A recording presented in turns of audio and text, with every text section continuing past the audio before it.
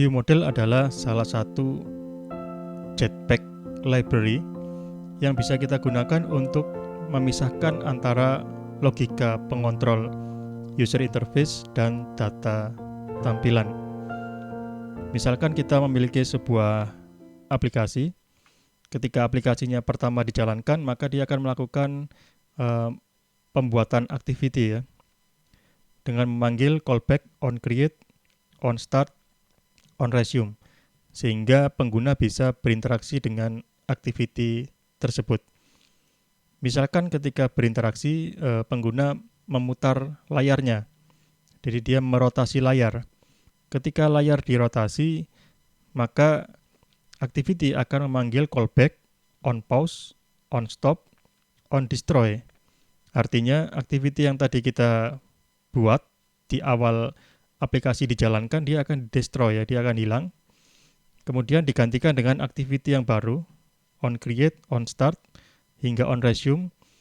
Jadi ini ada activity yang baru ya. Ini activity yang pertama sudah di-destroy, digantikan dengan activity baru yang baru dibuat. Pada proses transisi dari activity 1 ke activity 2, ini bisa jadi ada data yang hilang.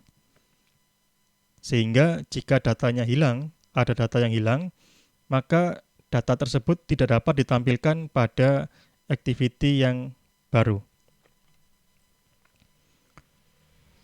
Salah satu metode yang biasa kita gunakan untuk mengantisipasi ini, kita bisa menggunakan save instance state ya.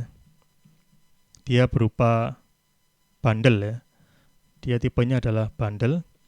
Ini biasanya biasanya kita gunakan untuk menyimpan state dari suatu activity, sehingga ketika terjadi perubahan konfigurasi, misalkan konfigurasi layar, dia akan tetap bisa dipertahankan melalui bundle ini ya. Jadi dia dikirim melalui bundle ke activity yang baru. Nah, selain menggunakan bundle, kita juga bisa menggunakan yang namanya view model ya.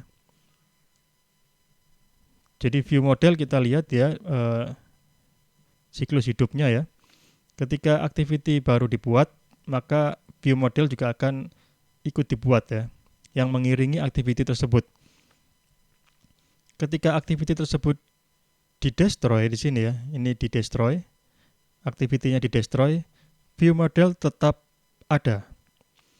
Ketika activity baru telah menggantikan activity sebelumnya, view model tetap ada. Jadi ini tetap view model yang sama dengan view model yang awal, dia tidak berubah. Jadi dia tetap hidup ya, dia tetap hidup. Sehingga ketika kita menyimpan data di sini, maka data tersebut akan tersedia sepanjang life cycle ini. Jadi dia bisa diakses terus selama view modelnya masih hidup.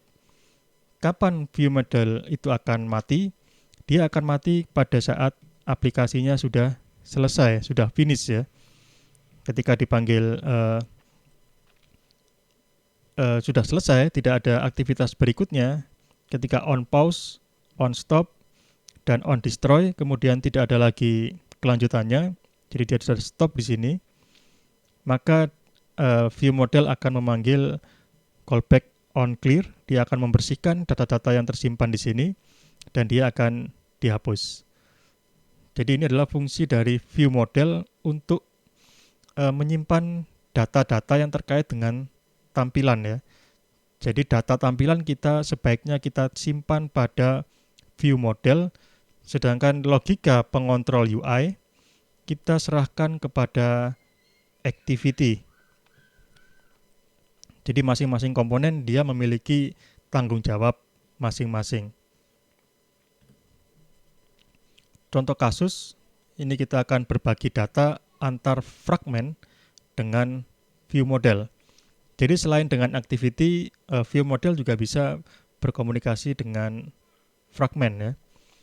Jadi view model memastikan bahwa data tidak hilang saat terjadi perubahan konfigurasi.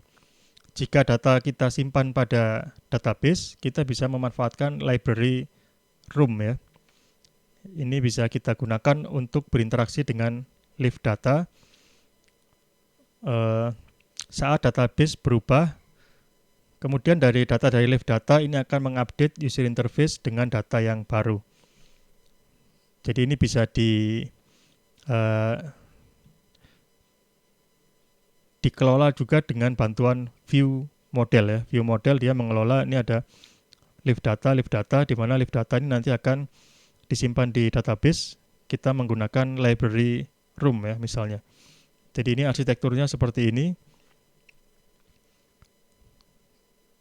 Jadi UI controller, ini dia biasanya berupa activity atau fragment ya.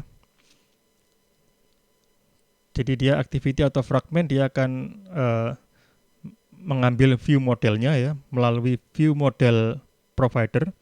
Jadi dia ini untuk menyediakan view model mana yang cocok ya, dia akan menyediakan itu. Jadi view model provider akan menyediakan view model. Kemudian setelah UI controller ini bisa activity atau bisa fragment, ini dia akan berinteraksi dengan view model. Misalkan ini mengambil data berupa live data ya, di mana live data itu bisa kita sinkronkan atau kita bisa transaksikan dengan data source. Jika kita menggunakan room, kita bisa menggunakan data source berupa database. Jadi ini adalah gambaran umum bagaimana kita menggunakan view model.